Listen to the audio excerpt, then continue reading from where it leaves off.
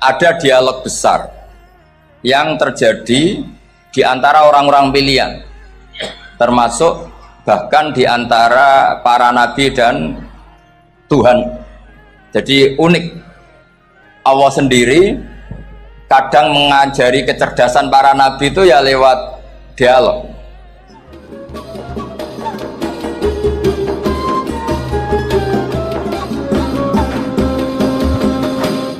Saya masih ingat Dawe Mbah Mun.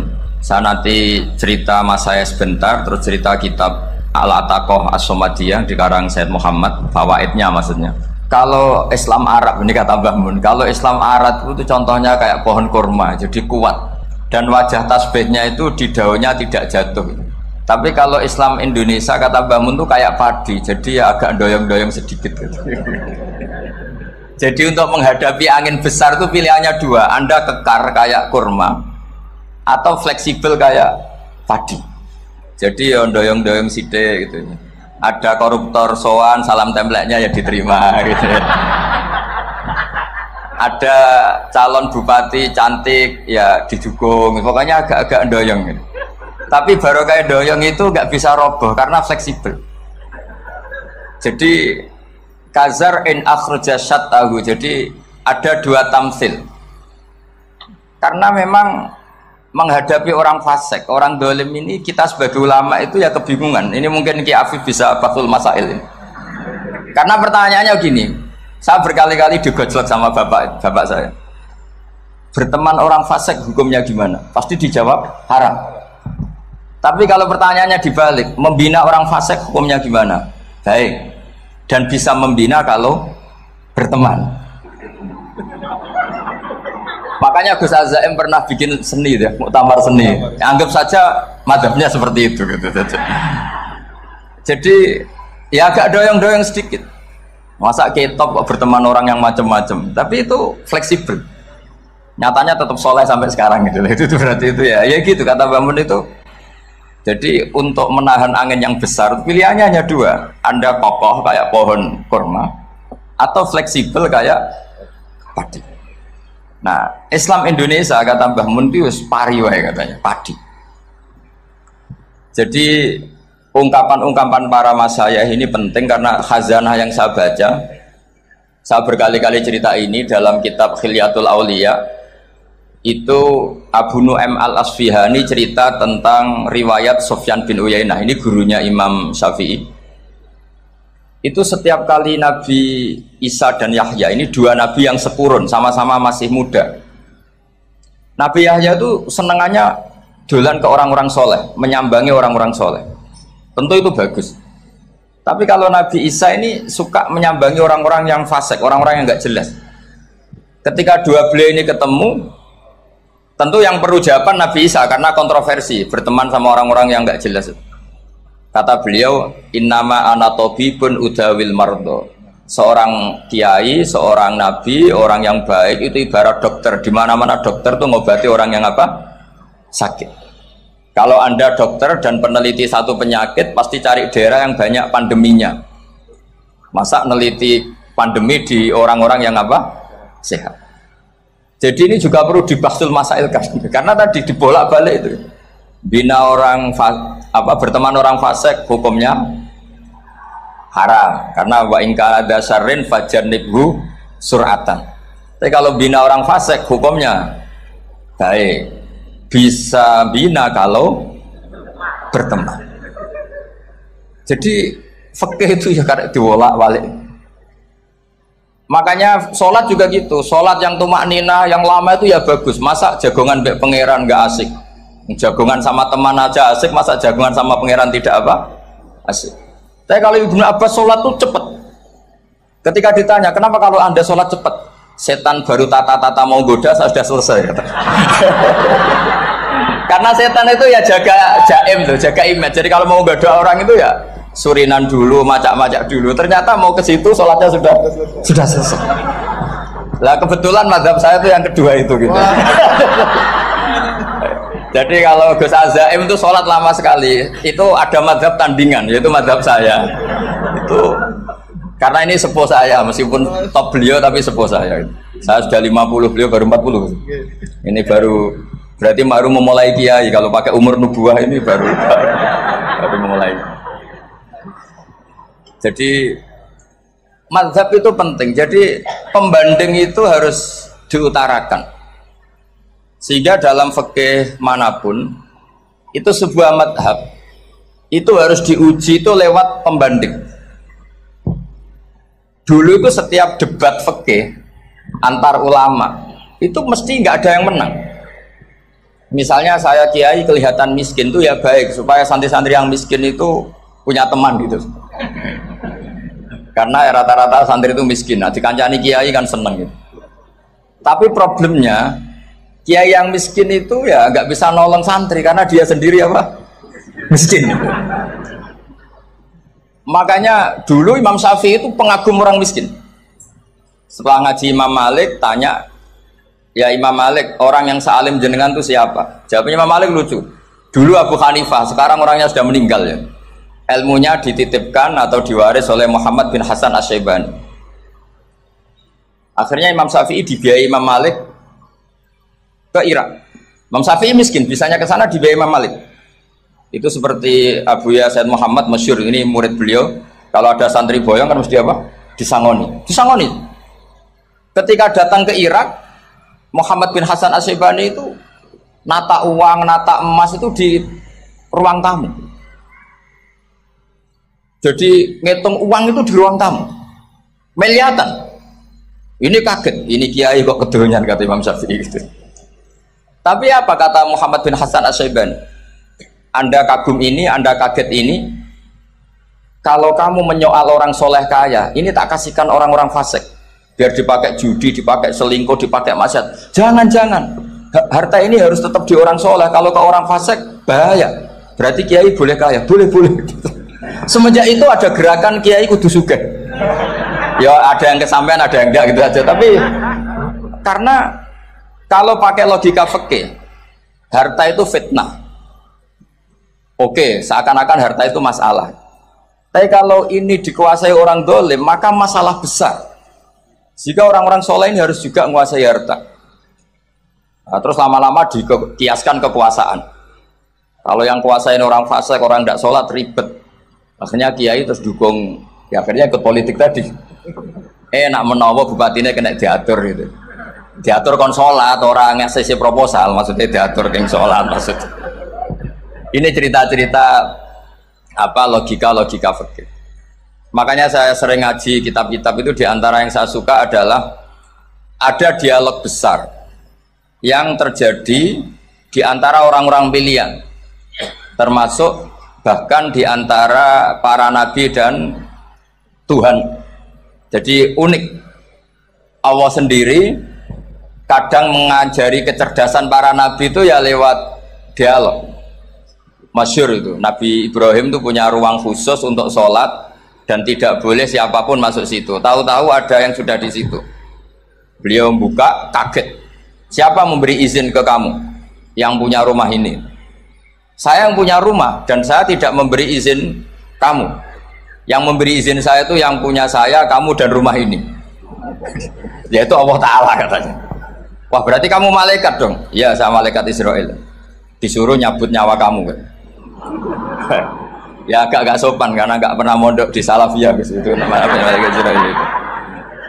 Itu akhirnya Nabi Ibrahim bilang, wah itu keliru, Anda pasti keliru. Hal ra'aita habiban yumitu habibah, hal ra'aita khalilan yumitu khalilah. Saya ini Khalilur Rahman, saya ini kekasih Allah. Masa ada kekasih bunuh yang dikasih?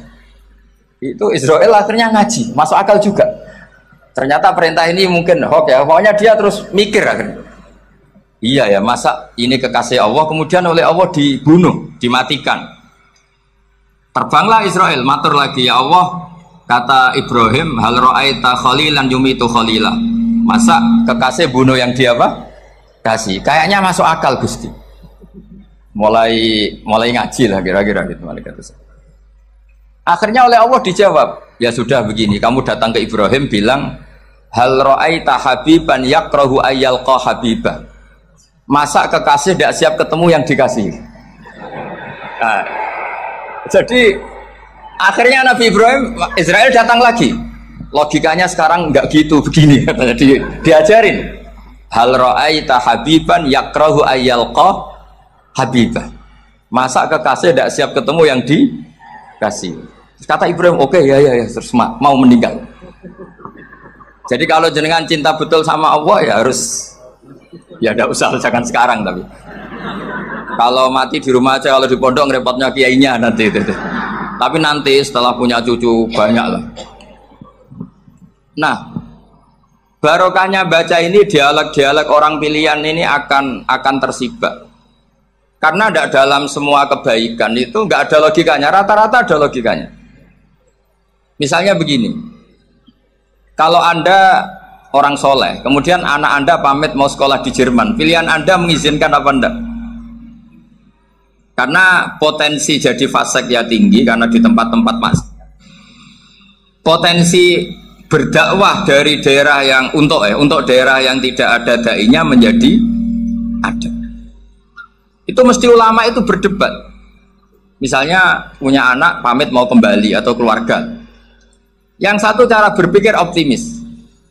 Awal ada dai di beberapa negara Eropa itu ya barokahnya imigran, pekerja, mahasiswa. Dan semua itu bumi Allah, harus ada tasbih, harus ada tahmid. Dan itu harus dimulai dari kemauan atau mengizinkan anak asuh kita ke sana. Tapi di sisi yang lain potensi jadi fasik itu tinggi sekali. Wah, mana iman pas-pasan. Nah, hal-hal seperti ini itu pasti jadi perdebatan. Dan kita harus menjawab. Dan tadi kayaknya di semua Basul Masail Pondok Salafiyah jawabnya pede semua, nggak ada ragu, nggak ada khilaf. Baguslah kalau beda. Meskipun nanti mungkin ada ulama lain yang cara berpikir apa? Berbeda. Sehingga ini saya cerita ya. Sehingga di kitab-kitab fikih, misalnya saya kok hidup di Bali sudah punya komunitas ngaji, itu kok saya pindah ke sini. Banyak ulama yang mengatakan haram. Karena membiarkan bumi Allah yang sudah pernah ada orang yang sujud, kemudian ditinggalkan kosong, dan kemudian dikuasai orang yang tidak sujud. Jadi dianggap itu pembiaran. Jadi banyak di kitab Qalyubi, sarahnya Mahalli, jika ada seorang muslim yang hidup di negara orang kafir, dia nyaman, tidak dapat teror, itu nggak boleh lagi pindah ke negara Islam yang sehat. Karena takutnya li Allah yastau lial kafir tilkal buk'ah, supaya bumi itu tidak dikuasai orang kafir. Jadi ini hal-hal yang para fuqaha itu harus berdebat. Karena ini masalah-masalah furu'iyah. Sehingga mulai dulu ya banyak ulama yang nyun sewu berpolitik. Mulai Wali Songo sampai sekarang alhamdulillah yang minat banyak. Mungkin bedanya ikhlas sama tidaknya. Tapi kalau saya pernah dikeluhin utusan dari ya komunitas. Islam Indonesia itu dulu itu ceritanya banyak yang dari Kamboja. Kalau dulu orang cerita itu orang Cempa. Itu setelah di Indonesia besar Wali Songo dan Brawijaya 5 itu sudah mulai oleng. Itu singkat cerita mereka berpikir ingin bikin kerajaan apa? Islam di Demak Mintoro dengan raja pertama yaitu Raden Fatah. Karena Raden Fatah ini putra Brawijaya. Padahal setelah jadi kerajaan ini era cucu sudah konflik, berebut kekuasaan. Akhirnya sampai jadi Jipang, jadi Jogja, jadi Solo dan seterusnya. Tapi kata Mbah Mun itu tetap barokah. Karena orang Islam terus terbiasa mimpin. Sekeliru-keliru sidik, pokoknya orang Islam biasa mimpin. Sehingga zaman Mbah Hashim ya sudah mimpin Masumi, zaman Ki As'ad pengaruhnya besar, sampai sekarang Kiai pengaruhnya besar. Nah barokahnya Kiai pengaruh besar ini sampai moral jadi ukuran. Misalnya sekarang ada calon bupati kok nggak sholat, itu pasti kalah. Jadi sholat itu jadi tolok ukur untuk calon apa? Bupati. Meskipun mungkin punya efek pura-pura sholat, tapi gak apa-apa lah, sementing moral ini jadi ukuran. Sementara yang di Thailand, di Patani, itu karena dulu pelajarannya tasawuf, itu orang gak ambisi mimpin dunia.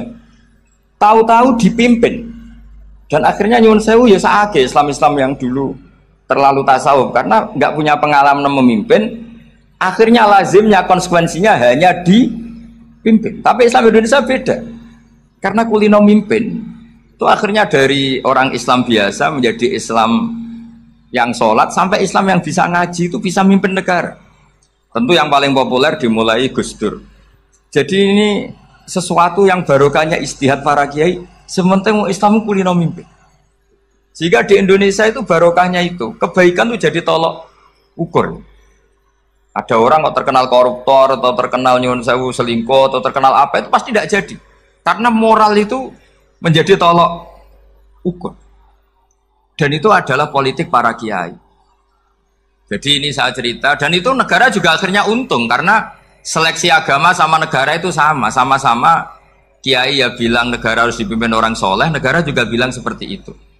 Nah, ketokohan-ketokohan para beliau-beliau ini yang maulah bekerja sama dengan umarok. Kita tahu dulu Pak Harto ya rawuh ke sini ketika Muktamar 84, rawuh ke Ki As'ad, ketika mau kembali ke Khittah juga dirembuk oleh ulama dan umarok, dan akhirnya ini menjadi negara yang alhamdulillah semoga selalu menuju baldatun thayyibatu wa rabbun ghafur. Nah, kemudian di sini saya tabarruk dengan Said Muhammad, gurunya Kiai Haji Azaim. Saya mau cerita tentang amaliyah tadi. Saya sebetulnya nggak niat bacakan bab itu, gara-gara ada khataman jumlahnya banyak saya jadi pusing. Ini panitianya tanya, khatam betul apa enggak? Iya, Gus, khatam betul. Tapi kayaknya saya tidak yakin itu. Karena saya ini kan dari pondok tahfidz itu. Biasanya anak khataman itu ya rada bodoni itu. Wis dibaca buanter sing nyemak ya mendelok pojoke tok. Mergo kebanteren. Nah, akhirnya lafat-lafat yang di tengah itu enggak di apa? Baca. Tapi ya semoga dimaafkan Allah lah. Yang jelas itu enggak. Tapi saya mau cerita ya. Jadi cara berpikir Said Muhammad, ini saya baca ya. Di antara yang diyakini madhab Malikiyah, ini saya baca saja teksnya. Jadi ada riwayat namanya, kalau Said Muhammad bahasakan itu ataqoh somadiyah. Kalau di Indonesia kadang orang bilang al-ataqoh al-kubro, yaitu dengan membaca surat Ikhlas. Di sini jumlahnya hanya 100 kali, kila 1000 kali. Tadi berapa semua? 700 juta, ini sudah susuk banyak ini. Di sini hanya 40, riwayat lagi 100, 1000. Terus sampai tadi berapa? 800 juta. Wah, ini sudah susuk ini. Itu anak cucu sampean pasti masuk surga itu kalau bisa. Ini saya baca, ini kitabnya Said Muhammad ini. Suratul Ikhlasi wal Itqu minan nar. Akhrajat Tabrani fil Kabir an Fairuz ad-Dailami wa wa Ibnu Uqtin Najasi. Waqat khadaman Nabiyya sallallahu alaihi wasallam. Orang ini jadi khadimnya Nabi. Qala Rasulullah sallallahu alaihi wasallam, "Man qara'a qul huwallahu ahad mi'ata marratin fi shalat ghairiha katabahu lahu bara'atan minan nar." Ini hanya berapa ini? Mi'ata marrah. Berarti kalau satu orang itu cukup 100. Tadi sudah untuk 7 turunan tadi, untuk 7 turunan. Nah, sudah susuk ini, sudah susuk ini. Aduh, ribet ini. Nah, ini tak cari pembenarannya, ini supaya keren. Ini di halaman 188 Abwabul Farad. Warwa Ibrahim bin Muhammad al-Khiyari fi fawaitihi an Hudzaifah marfu'an. Man qara'a qul huwallahu ahad alfa marratin faqad ishtara nafsahu minallah. Berarti 100, ada riwayat lagi 1000. Nanti tak carikan lagi yang berapa? 1 miliar mungkin. Jangan banyak-banyak. Nah, ini saya baca ya. Wa hadzal adatu huwa al-ma'rufu bi ataqatis somadiyah. Wa qad nassa jama'atun mutaakhiril malikiyah ala istihbabi ataqatis somadiyah wa haddu ala qiraatiha wa istimaliha. Minhum Asy-Syaikh Abdus Salam Al-Asmar sak teruse ini. Jadi kullu haula'i istahabbu ataqatas somadiyah ma'atirafi ba'dihim kal misnawi bi syiddati fi hadisiha. I'timadan ala anna hadza minal fadha'il allati yutasahalu fiha. Faman sa'a yasta'milaha roja'a khusula ma fiha fala ba'sa bidzalik ala syarti alla ya'taqida thubuta dzalika anin nabi sallallahu alaihi wasallam hatta la yaqa fil kitsbi alaihi. Jadi intinya itu silahkan Anda bikin jumlah sesuai versi Anda, yang penting Anda jangan kampanye kalau itu perintah Kanjeng Nabi Muhammad sallallahu alaihi wasallam. Karena kalau kamu atasnamakan Nabi kemudian jumlahnya sampai 800 berapa? 800 juta, berarti Nabi mengajarkan masyakoh pada umatnya.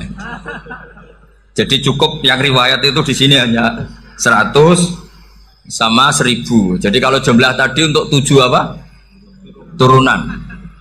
Jadi kamu harus ditutup dengan doa, ya Allah, semua itu bukan untuk saya tapi untuk 7 turunan. Tolong catat ya Allah. Karena itu.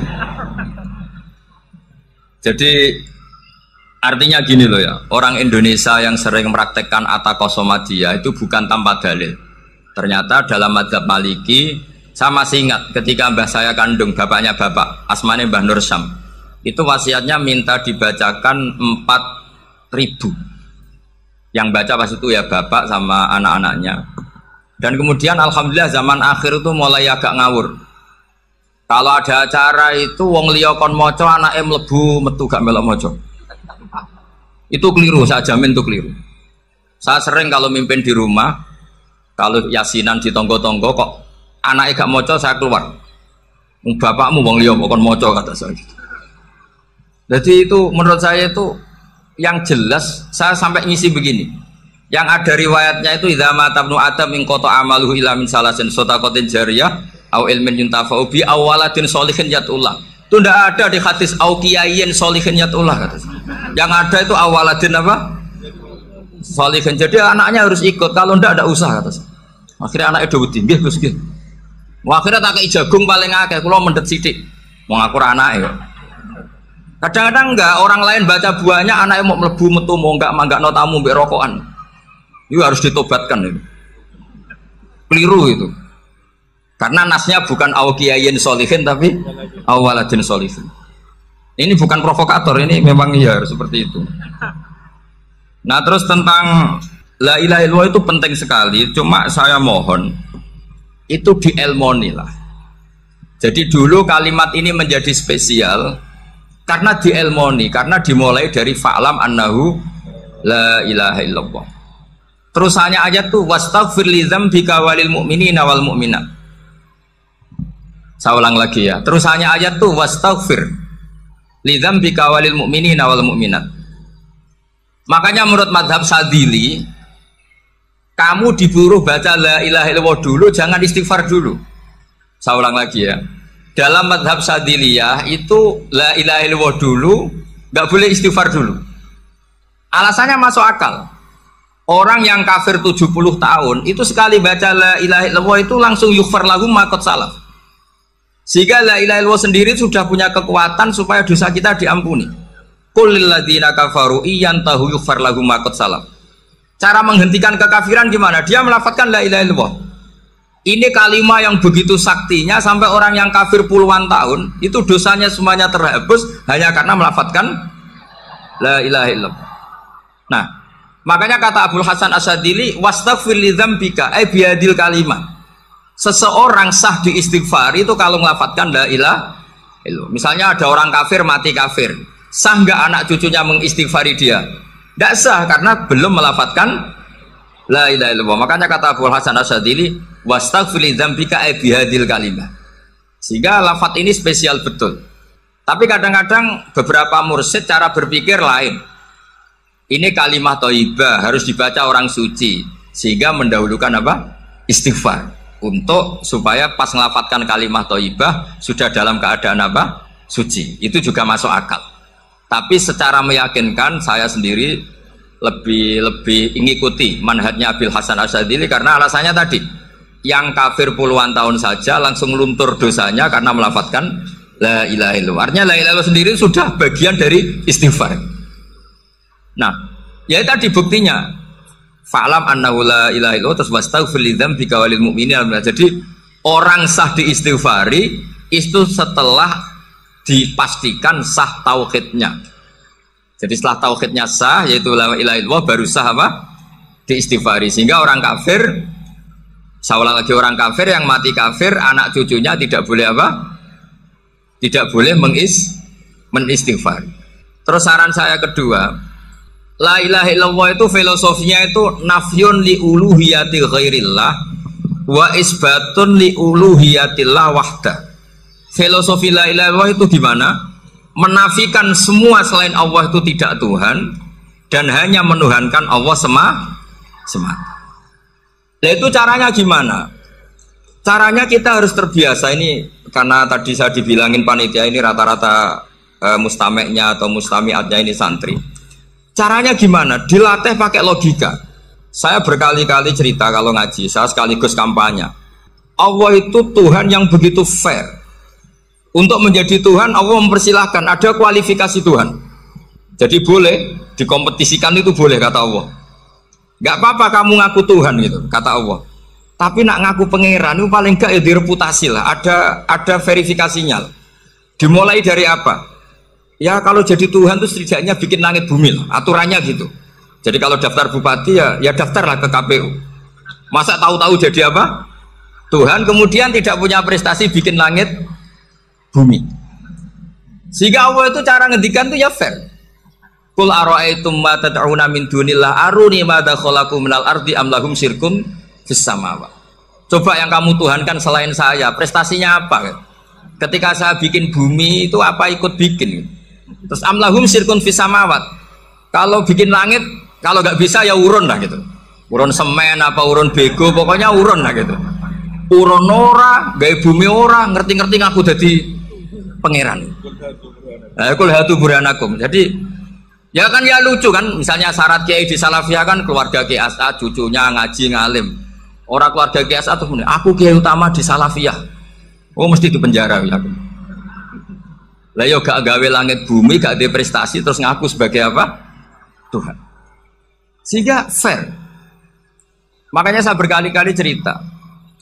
Jubair bin Mut'im itu punya anak namanya Muhammad. Ini sudah orang alim, Muhammad bin Jubair bin Mut'im.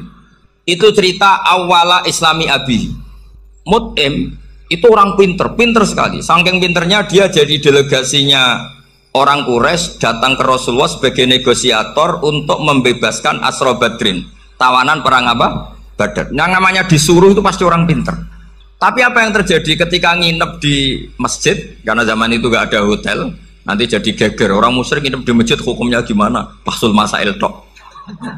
Zaman itu mau tidak mau. Kalau sekarang kan ada hotel, kiai juga punya wisma. Apa yang terjadi? Orang ini cerdas sekali. Dan delalah Nabi pas sholat maghrib itu baca wattur wa kitabim mastur sampai am khalaqus samawati wal ard. Ya kalau kamu jadi Tuhan ya setidaknya menciptakan langit bumi lah. Namanya jadi Tuhan ya ada persyaratan kan.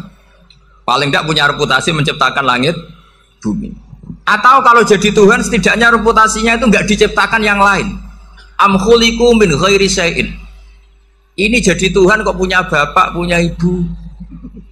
Ini jadi Tuhan kok lahirnya di bumi, ada tanggal lahirnya, ada tahun. Masa jadi Tuhan kok dulu buminya? Pokoknya walhasil tuh. Akhirnya Nabi ketika salam sholat maghrib, dia datang. Ya Rasulullah, akalku habis oleh ayat yang barusan kau baca. Sudah saya Islam saja. Argumentasi selain Allah Tuhan itu batal. Itu. Nah saya mohon santri-santri Salafiyah itu baca Quran sampai seperti itu. Jadi jangan hanya khataman banyak-banyakan maksudnya. Ini bukan nyindir ini, ngamuk ini. Jadi ya khatamannya tadilah 1000 atau berapa lah, jangan banyak-banyak. Juga kasihan malaikat yang nyatet kan. Wong baru subhanallah alhamdulillah aja di teks hadisnya abad al malaikah kan di teks. Itu baru subhanallah alhamdulillah itu sudah mencapaikan malaikat. Makanya saya wiridan tuh arang-arang kasihan malaikat karena nanti jadi itu ya ada madhabnya itu. Jadi kalau Gus Azaim sholat lama tak saingi sholat cepet itu sama-sama ada madhabnya. Yang cepet kayak saya tadi setan pas tata-tata mau goda pas rukuk saya sudah itidal, mau goda itidal saya sudah sujud pusing dia. Tapi jangan tiru ini madhab yang agak-agak khusus lah sudah cara orang Madura agak khilaf sih. Khilaf ya. Khilaf ini agak khilaf ini sudah. Tapi saya ingin lah. Sampean kalau ngaji Quran itu dilatih berlogika. Jadi Allah itu fair. Enggak apa-apa kalian ngaku Tuhan tuh enggak apa-apa, tapi tunjukkan prestasi kamu apa.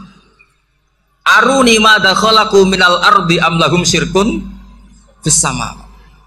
Am khalaqus samawati wal ard. Diulang lagi am khuliqu min ghairi syai'in.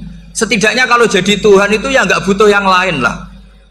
Masa jadi Tuhan kok wujudnya saja butuh orang lain, butuh bumi eksistensinya butuh makan, butuh minum.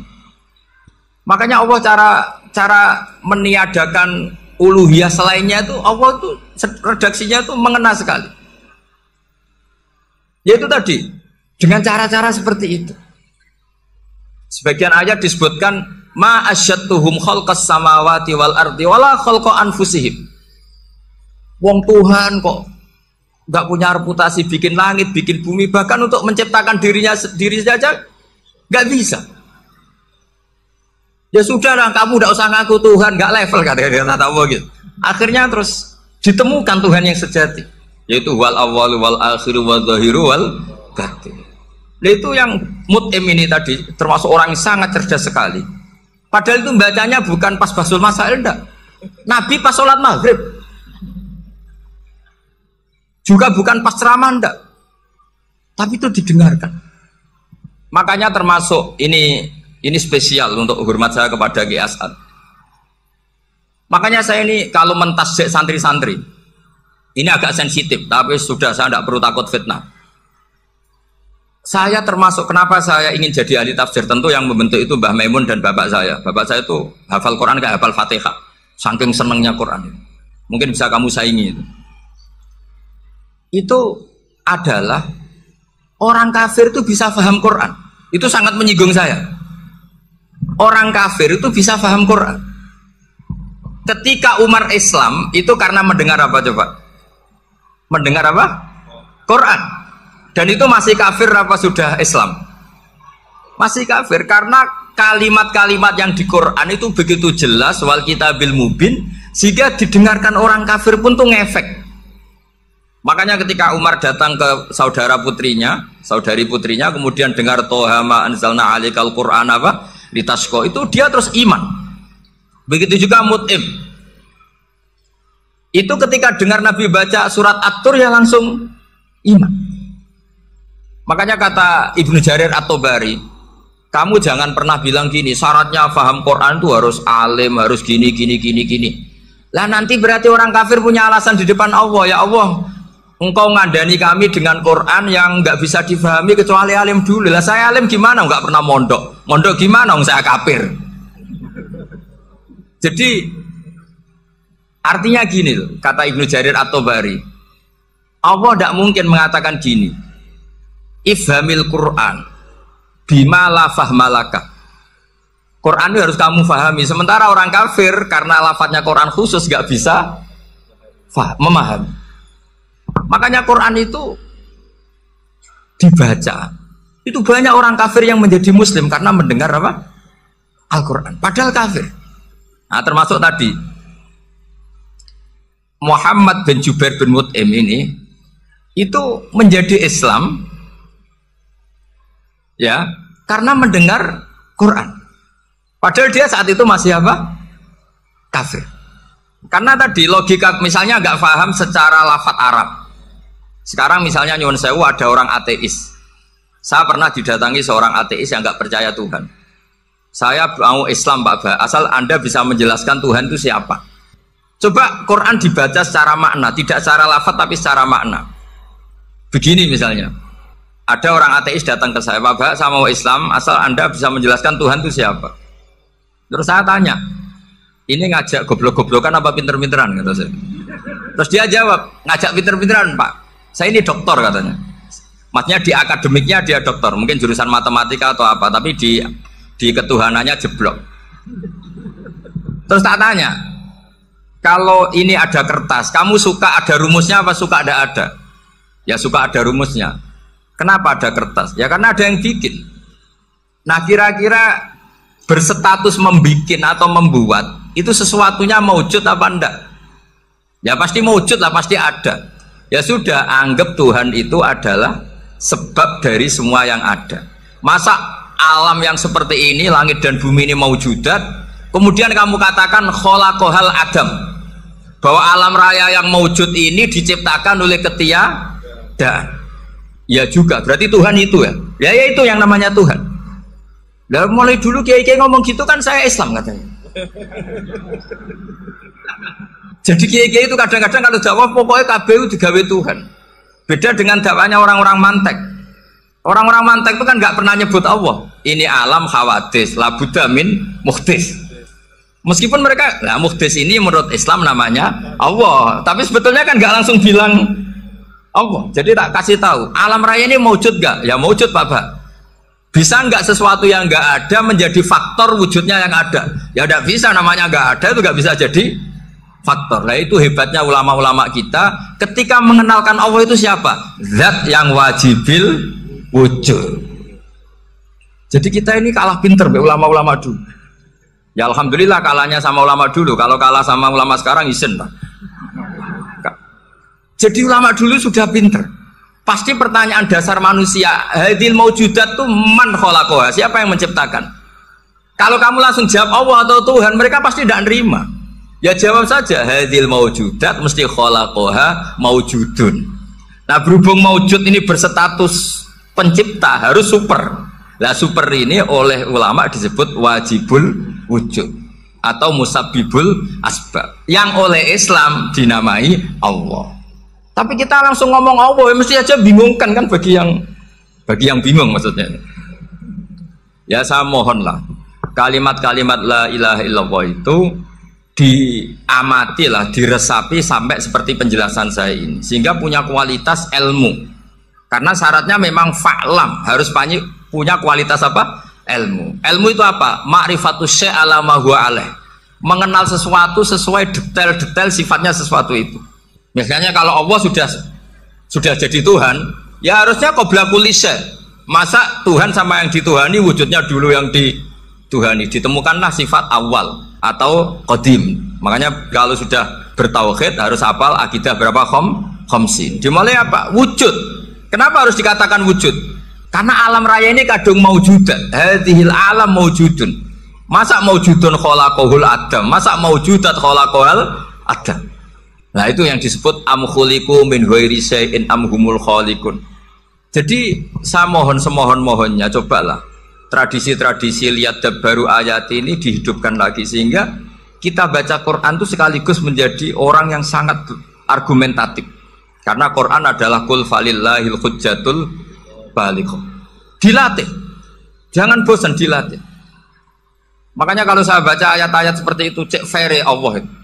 Fair betul. Gak apa-apa saya punya pesaing kata Allah, tapi yang imbang dong. Pas aku gawe langit ya bantulah, atau ada langit tandingan lah kira-kira gitu.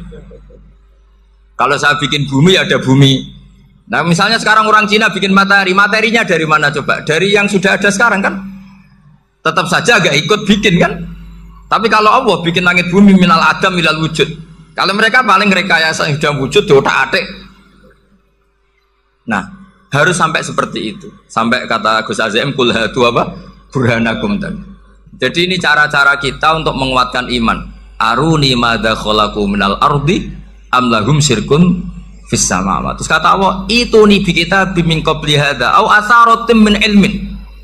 Kalau kamu nggak setuju teori ini kata Allah, cari kitab suci versi Anda. Aturan jadi Tuhan itu apa coba? Ya tetap saja semua kitab suci akan mengatakan di mana-mana Tuhan itu pencipta langit dan bumi. Jangan yang lahir di bumi jadi Tuhan. Jangan Lata Uzza jadi Tuhan. Jangan karena sakti jadi Tuhan. Nah ini di sini pentingnya ilmu balaghah, ilmu mantek yang alhamdulillah di pondok-pondok kita masih diajari. Makanya kata mantek sebetulnya ilmu akal hanya menemukan hadil maujudat khalaqaha maujudun. Nah yang maujud ini siapa? Ya wajibul wujud. Nah kemudian Islam menamai ini Allah Subhanahu wa ta'ala. Makanya ulama dulu tuh kalau ngetikan Allah itu siapa? Zat sing wajibul wujud. Itu filosofinya luar biasa. Karena dengan seperti ini bisa menafikan teori ateisme bahwa alam raya ini diciptakan oleh ketiadaan. Makanya saya bilang tadi ngajak goblok-goblokan apa pinter-pinteran gitu. Lah nek ngajak goblok-goblokan yang ini hadhil maujudat khalaqahal adam. Terus kita goblok bareng.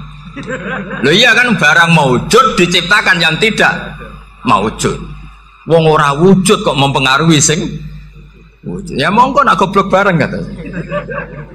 Akhirnya gak Gus, saya ini dokter masa kamu ajak goblok? Ya sudah pinter saja kata saya.